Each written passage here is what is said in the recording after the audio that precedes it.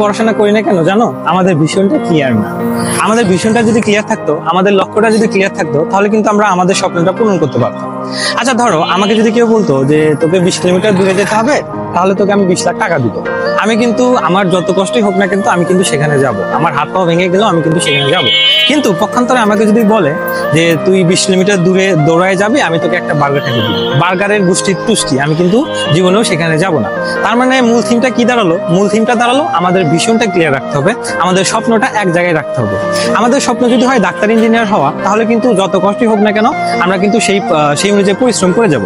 কিন্তু আমাদের স্বপ্নটা যদি হয় যে জাস্ট পড়াশোনা করব, একটা চাকরি বাকরি করবো, হয়ে গেল, না, তাহলে ভাই তোমার ভিশনটা ক্লিয়ার না। তাহলে তোমার ভিশনটা ক্লিয়ার করতে হবে।